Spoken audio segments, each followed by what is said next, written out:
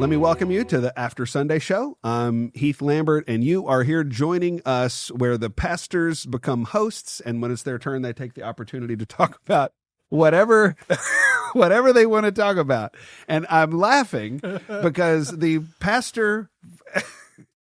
The pastor and host here for today is one of them is Pastor Spencer from our Nocatee campus. And when we did the last one of these, we talked about you wearing a turtleneck, and you have been as good as your word. I'm a little disappointed because I was hoping for a more fulsome turtleneck. So there were. It looks more like a neck brace. You'll remember that last time I wore a blazer, and I asked what I should wear next time, and I said that people should vote and tell me if they wanted to wear a turtleneck, and there were 3 votes that came in that corresponded to the 3 other people at this table, and they all voted. Said I needed to wear this turtleneck. Listen, here's the lesson. Like here at the After Sunday Show, we're just giving the folks what they want. That's what it is. So thank you. People want a turtleneck. These 3 people. We demanded a turtleneck, and we got it a turtleneck. I'm here. So thank you. I'm ready. I'm glad. Prepared to have serious conversations wearing this. And listen, I can't wait to hear what topic you're going to introduce. Looking the way you look. Okay. Then we have Trevor Komatsu, who is our next gen pastor, and we can't wait to hear what you're going to talk about. And we also got Cody Hoskins, our executive pastor, who's going to take his turn leading in as well. So what we're going to do, listen, Spencer, you deserve it. You deserve to get to go first. So what's the first topic here on this edition of the After Sunday Show? Okay, so first let me start with a story from a church I heard of that was trying to mobilize their members to invite first-time guests and was trying just to kind of, I guess, advertise their church to first-time guests, trying to get people to come. And they said, if you come to church, we will give you a $10 Starbucks gift card or something like that. They were saying Starbucks gift cards if you come for the very first time. And I remember hearing that for the first time and thinking, I don't know how I feel about that, about as divided as I feel about my turtleneck right now. And but then I thought about us, and we make all kinds of ministry method decisions. And when I knew Trevor was coming on, I immediately thought about your puppet ministry.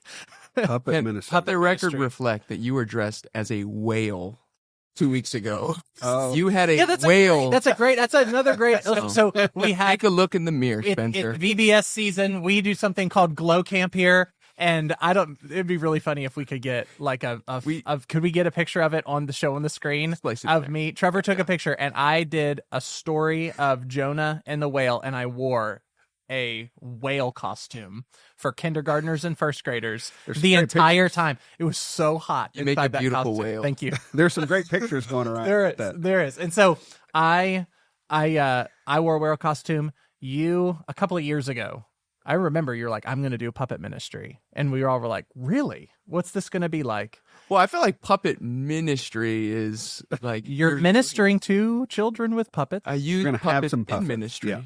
Yeah, so I wanted just to talk about ministry methods because I think that most churches are having conversations and making decisions about how to reach people, how to connect God's word with where people are. And so you're doing puppet ministry for children. I'm doing vacation Bible school lessons and whale costumes. And then there's gift cards being given out to first-time guests that come to your church.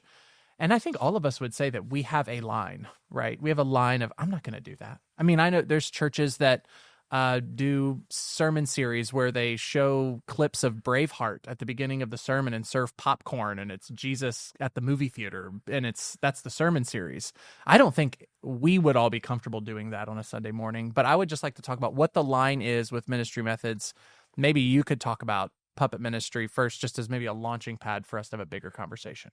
So I wanted to talk to Trevor about puppet ministry because I know that this is something you do. So if you could we could start there and it could be a launching pad. So you talk about puppet ministry for a second, then we'll talk about other things. Yeah, yes. Peter, we were talking about puppets. Don't you know me? Who is this? Peter Macaroni. But you can call me Pete. Now, Peter, what are you doing here? You're supposed to be getting rest right now. We're I love puppets so much. I decided to come on your show and talk to Pastor Spencer. We never met in person. I know. I only know Do I talk to the puppet?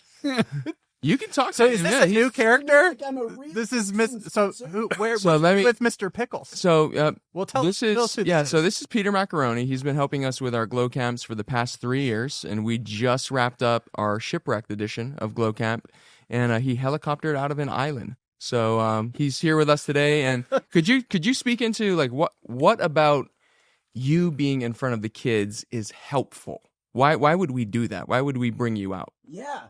Well, I think one of the reasons is because Jesus said, "Let the little children come to me." And then later in the book of 1 Corinthians, Paul says that we need to be all things to all people. So if we try to talk to little kids like they've got degrees in systematic theology and tell them about the hypostatic union and all this crazy stuff, well, we're just going to lose them. So instead, we try to meet them where they are and tell them the truth, the real biblical truth, but we do it in a fun way. And sometimes that involves puppets. Well, I don't think I could have said it any better than that. Peter, thank you so much for barging in here, and please do go get some rest. Good to meet you. You've had a long week. Good to see you. Yeah. Good work at Glow Camp. Good job. Okay, so that was definitely premeditated and coordinated, and but it is fun. It was funny, and it's actually cool to see that in person. But it actually gets to the point because I think we would have people that have ministry methods that we disagree with, and they would quote the same Bible verses, right? Mhm. They would say, "Hey, we're trying to be all things to all people, so we meet in a bar and serve alcohol." And we would say, no, you shouldn't do that. Or, we try to be all things to all people. And so we're going to go, I don't know. I can think of all kinds of examples, the Starbucks gift card. So how are we thinking about this? How are we thinking about would you add anything to puppet ministry first off? Yeah. The way you're thinking about it. And then let's talk about some other things. Yeah, no, I think he nailed it. We just want to engage kids where they're at, and we're not teaching them another gospel. I mean, we're hitting them with pretty significant, deep, foundational truths. You're a sinner. You need Christ. He rose from the dead. You got to repent and believe in him. So the truth is hard hitting, but it's just in a way that they can understand and is really engaging for them. Well, you did it with Dr. Moeller last year. I did. Right? I did. Wasn't there a Well, did you ask him a Mr. theological Pickles did it, question, but- right? Yeah. What was the question? It was like I think it was like the problem of evil, maybe Right. Okay. something like that. I don't remember. so Yeah. you're not watering down content. No. Yeah. So is that the control? Is it what we say and what we're communicating that controls it? I mean, you've been doing ministry for a long time. You've seen a lot of trends. You've said yes to some things and no to some things. How have you thought about it? So I think the decision about whether you use a puppet or not, for example, so obviously we've made a decision that the puppets are welcome at First Baptist. We've invited them in, and we're thankful for what they do. So we've made a decision to do that. We've not made the decision to reward people with gift cards and things like that when they come to our church. I think the difference is communication versus incentivizing. Okay. So all of us are making the decision about how best to communicate. Okay. So when I'm doing sermon prep, I'm making a decision about how am I best going to communicate the truth of this text to these people. One of the things you guys hear me say all the time, I talk to our pastors all the time. I think by the time you're committed to the authority and truthfulness and sufficiency of Scripture, I think the main mistake pastors make is the audience mistake of you speak to a different group of people than the people you're actually talking to. Yeah. So I've been a seminary professor. I've read papers at the Evangelical Theological Society. I've preached sermons in rooms with 100 people in them. I preach sermons every week in a great big room at First Baptist. All of those things are different acts of communication. And if I'm going to communicate well, I'm going to communicate differently in each one of those places. It's the same thing with kids. I think we all instinctively know a person with a PhD in systematic theology who's speaking to a room of 150 seminary students has to communicate the truth of Jesus in a different way than the guy who's got to teach those same things to a room full of 5-year-olds. I think we all know that has to happen differently. And so I think it's just wisdom to communicate in an appropriate way to different settings. Puppets communicate to kids in ways that a person in a coat and tie couldn't do. And I think we just honor that reality when we do that. I think when you get into trouble is if you started compromising. It's one thing to think about, how do I put all the truth to you in a way that's understandable and acceptable? It's a totally different thing to start thinking about, okay, I don't necessarily want to say this hard truth, so how do I get out of it? That's a different thing. And incentivizing is a different thing too. So like, if you come to our church, we're going to give you a coffee gift card. Truth in advertising. If you come to First Baptist Church, we're going to give you some stuff too. Last I checked, I think if you come down, I think we give you a copy of The Great Love of God. Well, that's a gift, but it's a gift of the truth. We're saying like, hey, here's an investment of us and you, but it's not coffee. This is the gift we're giving is similar to the other kinds of ministry. We're ministering the truth to you. So I do think we should be nervous if we start offering out some kind of reward for people to come that's something other than the truth. Yeah. I think one of the things that I've thought about, actually, my journey teaching kids at Vacation Bible School has been this journey. So the first time I did it, it was 2019. It was when Glow Camp was starting at the Nocatee campus. And I remember I had the lesson and I just walked in and I was like, I'm just going to talk to these kids for 35 minutes. And so I just started talking and it was awful. Like no one was listening. They didn't even have, it's like kindergartners. So they weren't used to just sitting and listening to someone talk for 35 minutes. And I remember after that first day, I got home and I said, I have to scrap everything and I'm going to get objects for us to look at. We're going to do different activities in the room. We're going to reenact lessons. I changed everything and it went so much better. And it's been a journey every single year. And it's honestly one of the most challenging pieces of teaching I do every year, because you're trying to figure out how to communicate the truth of the gospel to kids that's faithful and engaging. And so before I know it, I'm in a whale costume. And the reason I did that is because some of the kids in my class were 4 in my class and they'd just come up to kindergarten. And I said, what I'm going to try to do, my goal is I want to get them to remember this story from the Bible. And so I'm going to take the elements of the story that are very memorable and really highlight them. And then I want them to remember how I connect this to Christ and their need for him.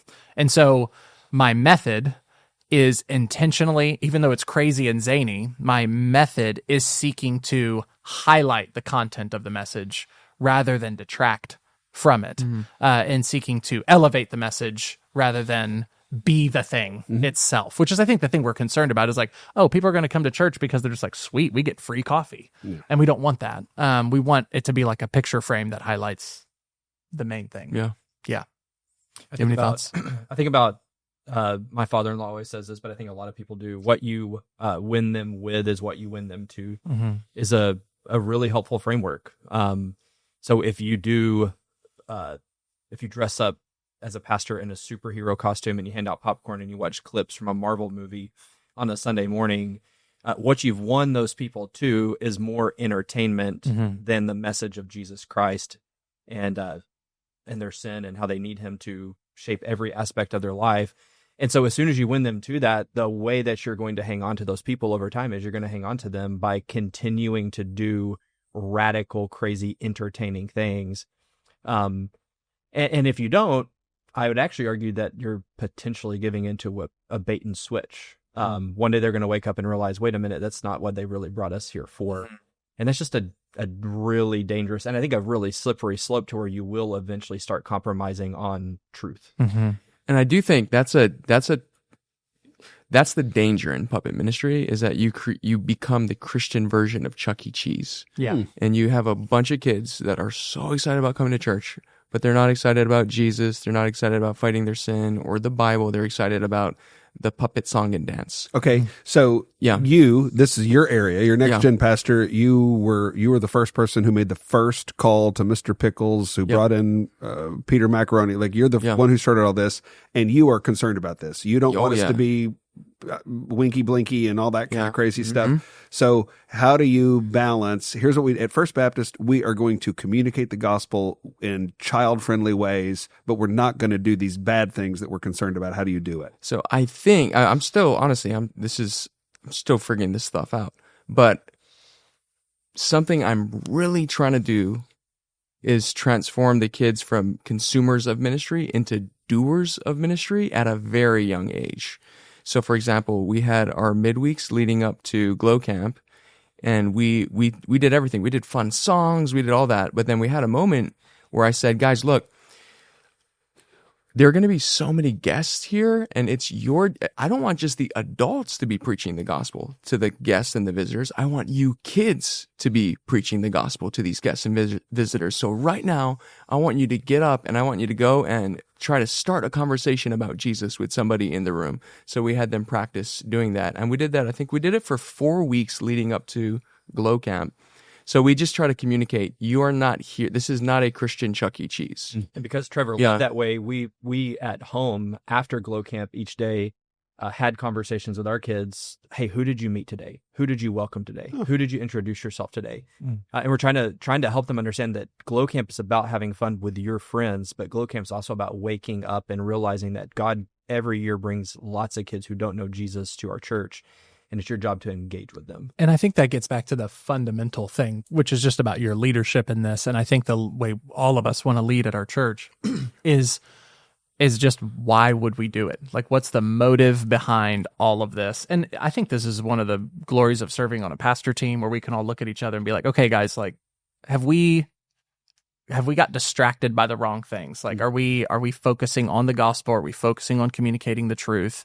And, but I think that the motive of your heart, like, why are we doing it? It's, well, we want to communicate God's word to children, or we want to communicate the truth of the gospel to these adults, or whatever evangelism strategy you have. I think about Hudson Taylor was the first missionary to dress in the garb of the people that he was going to share the gospel with. And it was very controversial, right, for him to do that, because he was the first one to ever do it. And it was this issue of contextualization.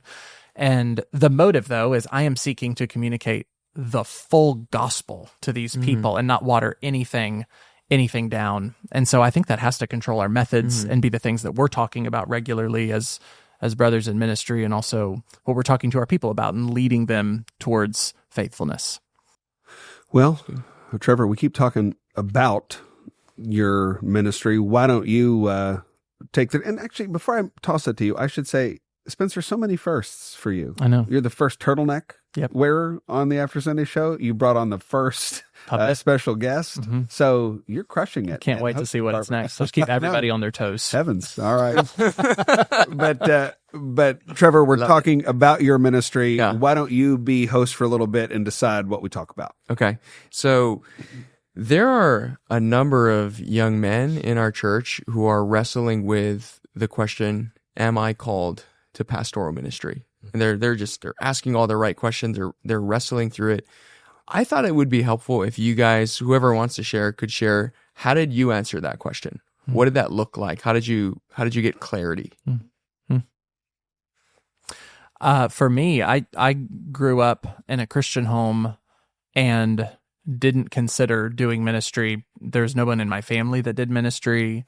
I was homeschooled through the 8th grade, and then I went to public high school to actually play baseball, and was really focused on trying to do that well. I did travel sports. Pitcher? I was a pitcher and first baseman, yeah. And it was great. I loved baseball. I got hurt, and then during that time, the Lord really started to work in my heart. I was reading Christian books. I was really reading the Bible a lot more, praying a lot more, and really starting to, like, share the gospel with people, and just loving it. And through a long story, the Lord worked in me and gave me a desire, that's what I would say, for ministry. Such a profound desire for ministry that I thought, I can't do baseball at the same time. I want to go all in on this. So I want to, like, start Bible studies, and I want to be more committed to my church, and I want to really focus in on it. And rap. Yes, that's right. Took a little detour into Christian hip hop. How old were you when you wrote your first rap? I think I was 14. I started recording when I was 14. It was wild. Great. Yeah. And so I started really focusing on ministry. I would say that I got the desire for ministry. And I think that's the kind of like first step of calling is 1 Timothy 3:1. Anyone who desires to be an overseer, like, aspires to a noble task.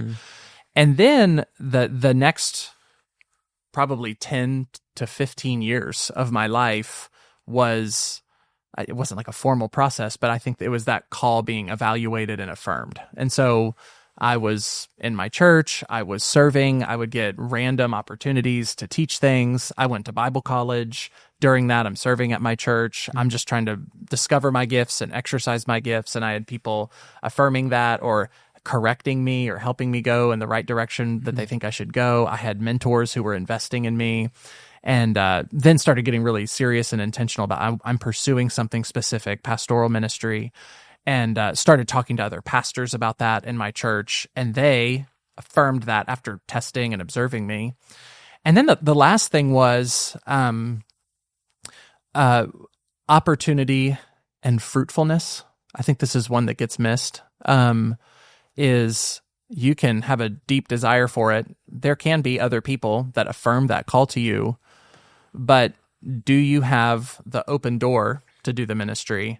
And then when you do it, are people blessed by it? Are God's people built up by it? Are God's people encouraged? Are people convicted of their sin? Are people getting help in their marriages? Are people changing? Are people growing? Are people being helped by your ministry? So that was my journey, was going through college, trying to take every opportunity I could to do it, and then to say, okay, not just how did that go, or was that hard, or was that easy, but saying, what's the fruit of all of this? And I'm not evaluating that on my own. I'm having other people of, hey, is this fruitful? Is this working? And in the context of the church and the context of friendships, that the Lord affirmed that call, and then you make a commitment to do it. And so when I talk to guys about calling, those are the three things I talk about, which aren't original to me. I mean, this is something that guys talk about in ministry. Is there's the internal call, right? You have to have an aspiration to do it. There's the external confirmation of the call. And then there's just this, I don't know what to call this, but just the evaluation of fruitfulness and an opportunity to do it. So that was my story, and that's what I talk to people about now. I think I would say mine's been more difficult than that. So I knew Spencer back in college, and you know, Spencer is one of those guys. You won't like this, but I would say like it was very clear that he was going to be in ministry, and a lot of that was just the work of the Lord, like the way He captured your heart at a young age. And I think mine was way more difficult. I'll come to you in a second, because you really helped me. At least I asked you a really hard question years ago. I don't know if you remember that. I do remember it. But I in high school, long story short, is two things happened. One, I got saved, and my love for Jesus and the church exploded. But number two, I started taking all these business classes, and I became obsessed with like business and making duct tape purses and wallets and selling them. And I like went home at night. Anybody been obsessed with making duct tape purses and now? I missed that obsession. So I didn't do homework at nighttime. I made stuff to go sell at school the next day.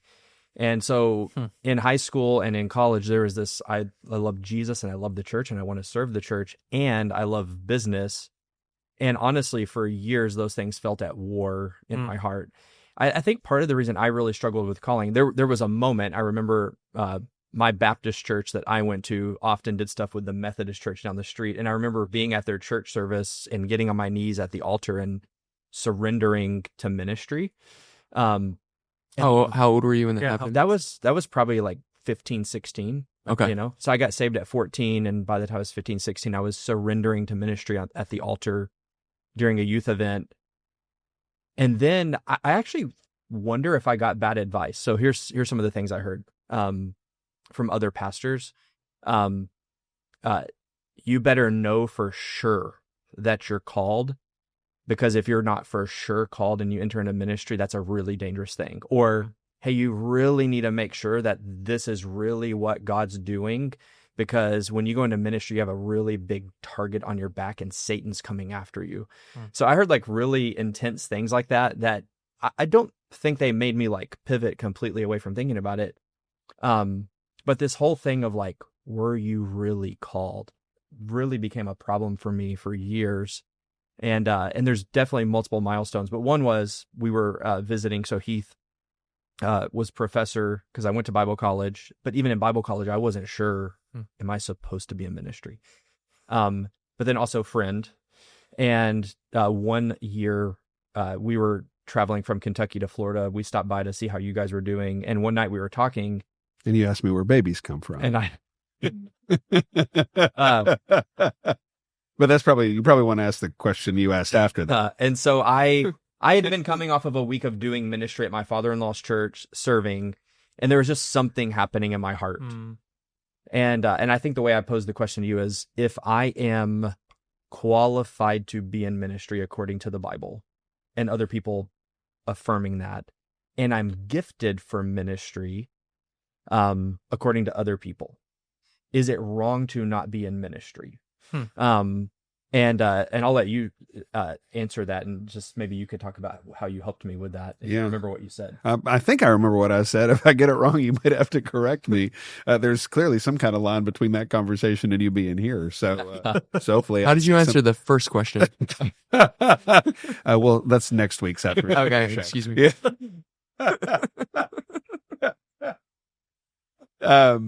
Yeah. So if memory serves, I think I said. In fact, let me say what I would say today, and you tell me if I've changed.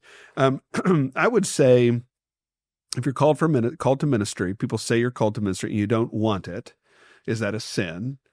I would say, I don't think maybe it is a sin, because I don't think it's a sin to not go into ministry. It might be a righteous act to not go into ministry if you're not qualified, but I don't think it's a sin for a qualified person to not want to go into ministry, but I don't know why you wouldn't want to. I don't know why you would want to have the opportunity to do the ministry of the Lord and Savior Jesus Christ, the most important work in all of eternity.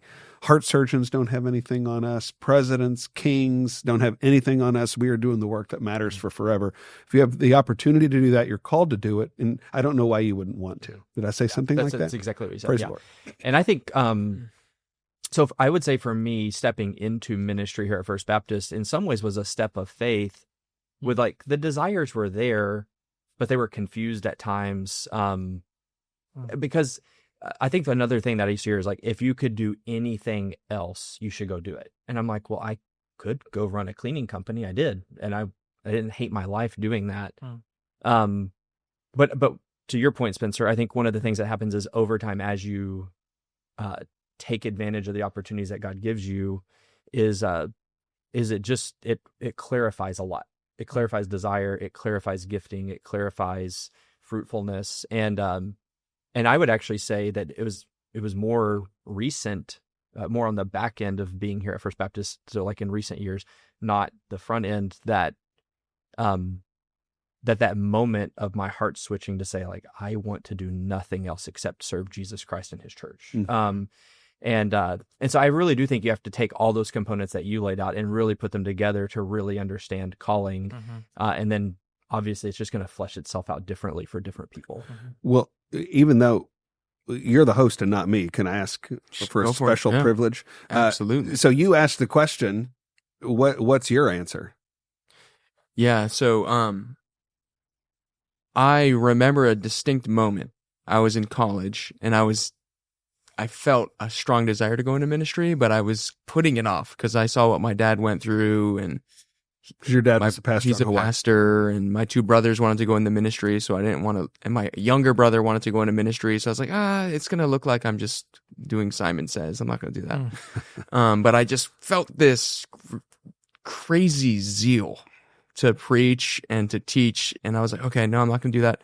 But it was actually, I was dressed up in a VBS costume for family night. I was in the wings of the stage. It here? No, this is on Maui. Okay. And I was going to do like the last skit, the funny thing, and get everyone laughing. But my brother, Van, who's the oldest brother in the family, he gets up and he preaches this like hot gospel presentation. I mean, he was laying it on, going to town. I mean, you guys all of you have sinned and broken God's law, and Christ died for sin. He rose from the dead. You all need to repent. And I remember looking at myself in my costume, my really ridiculous looking costume, and then looking at the guy preaching, and I said, I don't want to do this. I want to do that. I want to do that. And I remember there's this moment where just kind of the lights turned on, and I said, I think I really want to pursue this. And I too went through a period of testing, and people got to see me minister, and they said, "Hey, we really think you should go get trained." So I left Maui and went to Kentucky, and that's where I met you. Yep. Now here you are. Yep. When did it happen for you? Were you in high school? I was in college. You were in college. Oh, you're in college. Didn't you go to? You studied. Were you studying political science? Yeah, when you got called.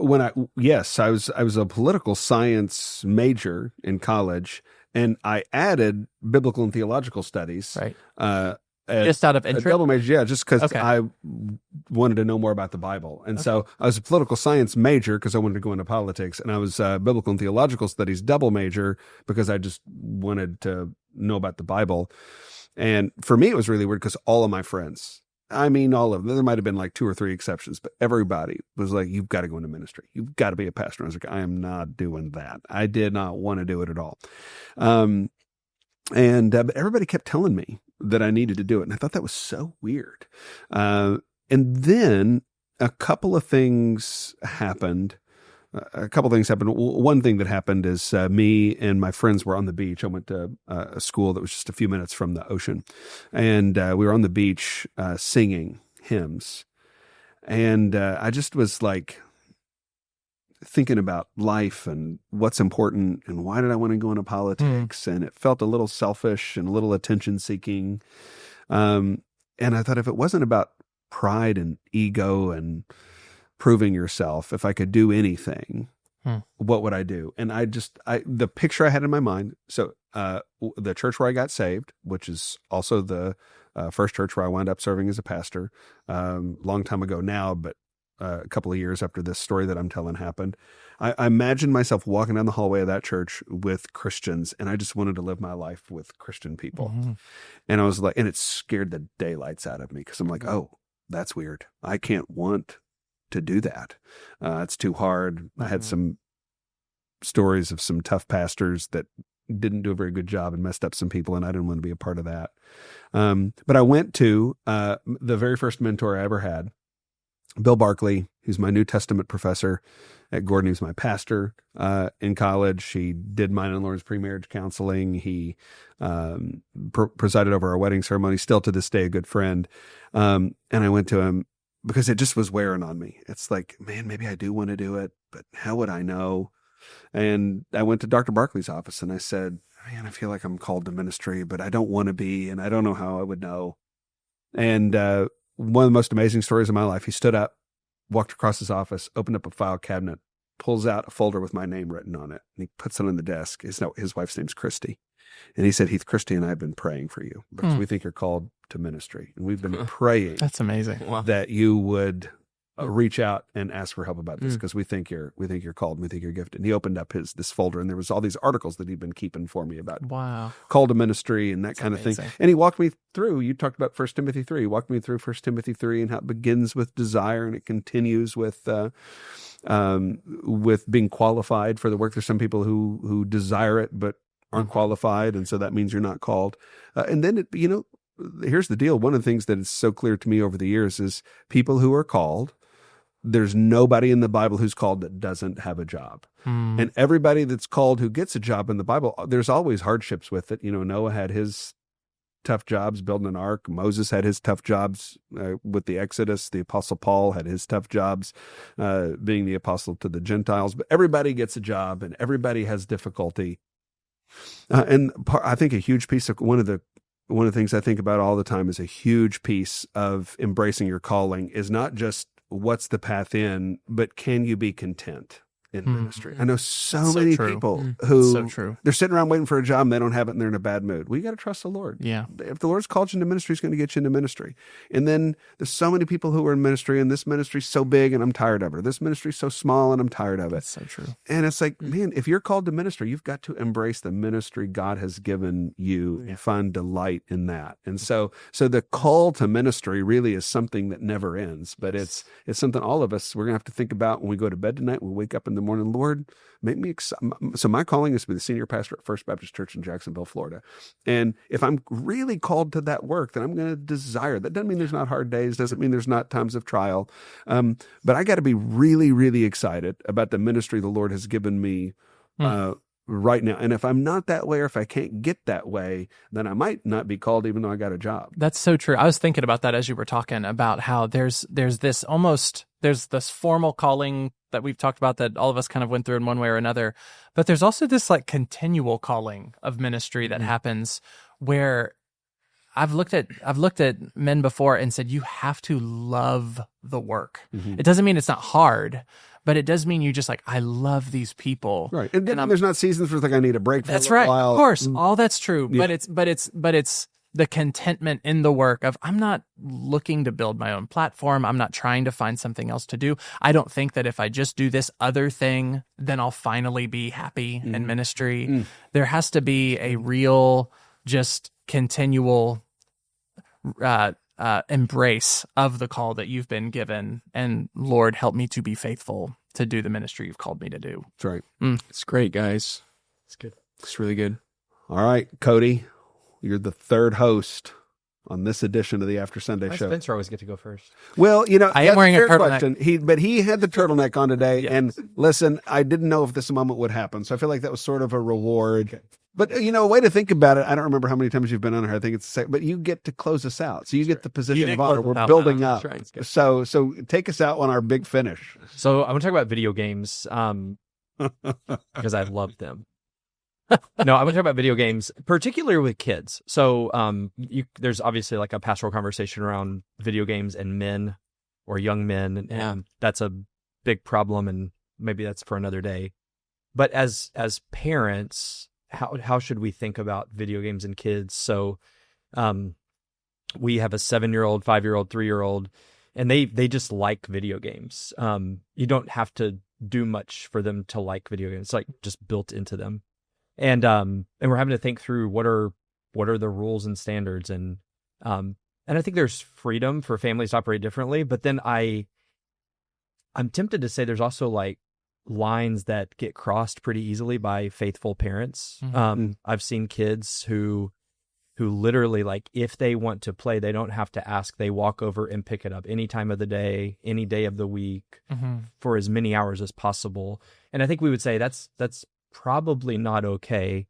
So what are parameters that you're thinking through in your home, and what are ways we could encourage other people who are thinking through this? I think since you're the children's pastor and you do puppet ministry, you have to answer first. Okay. Yeah. You do probably get questions about this because you do student ministry too. I do. Which teenagers as well. This is huge. Yep. And then you've got little kids. You're a dad. I'm curious what you say to families and how you guys think about it.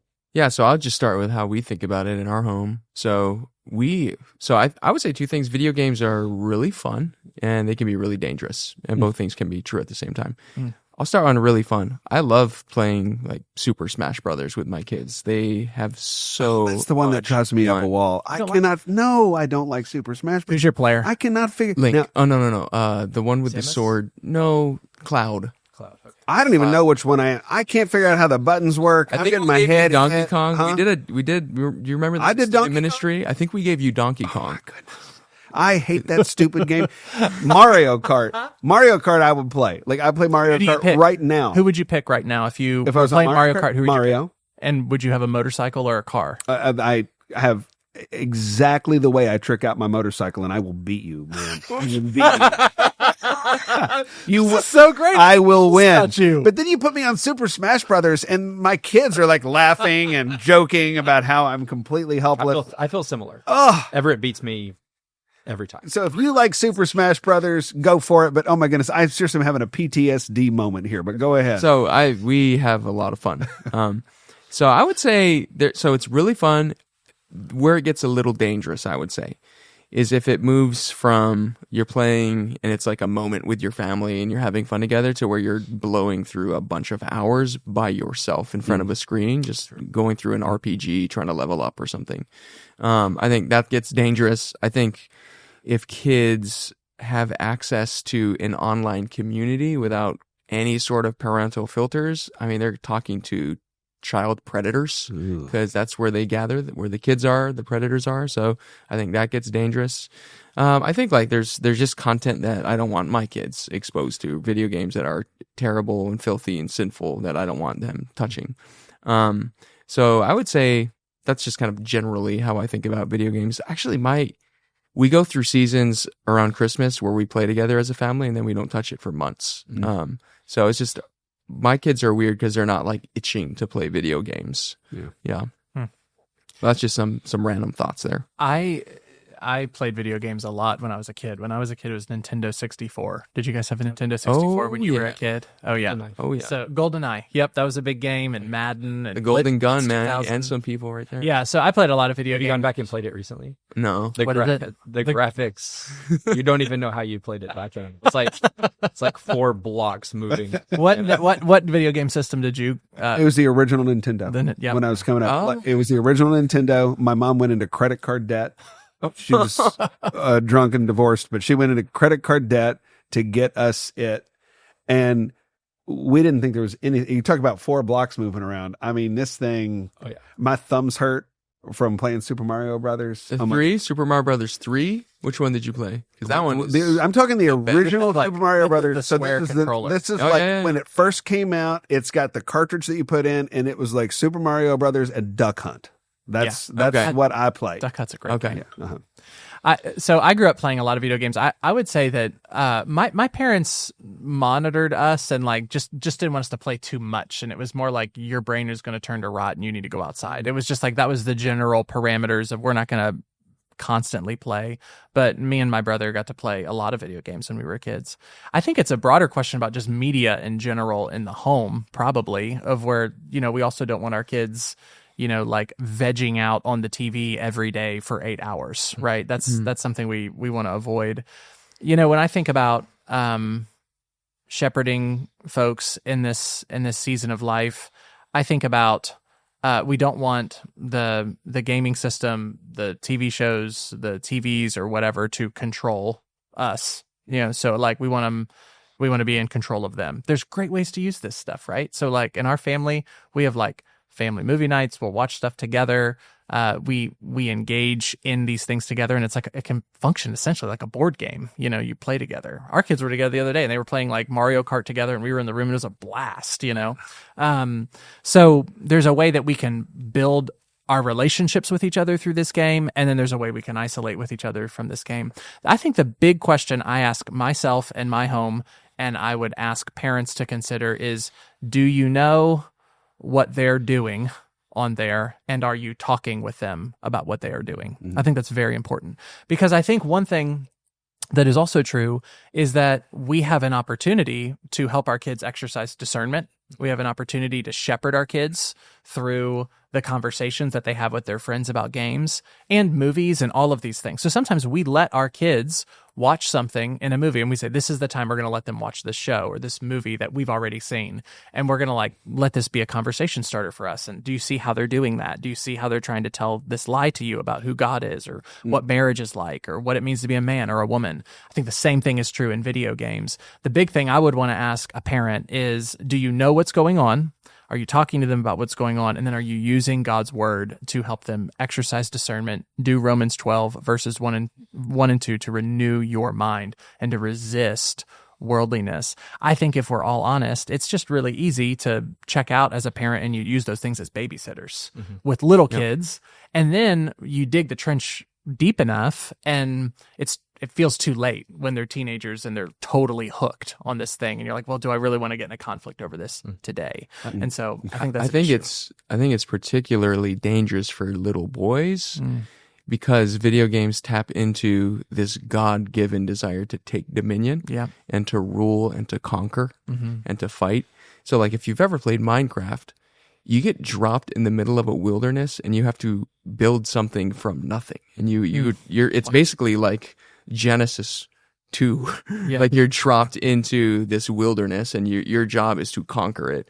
So I think that's why Minecraft in particular is so huge among kids, especially little boys, because they're having dominion. It's fake dominion. Yeah. And I've talked to Ruben about that. We're like, hey, do you know why this is so fun? It's like the Bible. Like you're doing what God is calling you to do. It's just make sure that we're actually doing this in the real world too. But yeah, I think it's dangerous for boys in particular. I have found that parents, it's easy for parents to forget how much these things shape our kids too. Mm-hmm. Like the consuming of this stuff, the playing of these games. And if you just sometimes listen to kids talk, they talk to each other in the language of games. They talk to each other in the language of the things that they're into and shows and other things. And I think that we can sometimes be ignorant of how formative what we're doing in these years is. Yeah. And I think it's very important for us to recognize, hey, there's a great deal of caution that we need to have biblically.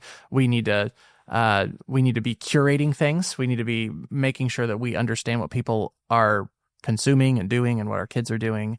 And then we need to be close with them while they're doing it. We need to stay. The only with one I've them. added to that is like, just remember you're in authority. Yes. Like in your house. And it's very easy with technology to let your kids suddenly feel like they're in authority. I get to do this when I want, how I want. And that just shouldn't be how your house operates. Yeah. Yes. We have to raise our children in the discipline and instruction of the Lord. Yeah. And that means knowing your kids, but also being with your kids in it and helping them discern it in real time. That's good. On the Dominion thing, I'll just say, we have this hunting video game. And not Duck Hunt. It's not Duck Hunt. No. And our kids love it. And it's like together with Dad. It's so fun. We're like trying to fill up this cabin with all the stuffed animals. I just have a real trophy room in my home. Yeah, right. Well, I don't let my kids play Minecraft. Oh my goodness. We're gonna have to close this out and do some conflict resolution here.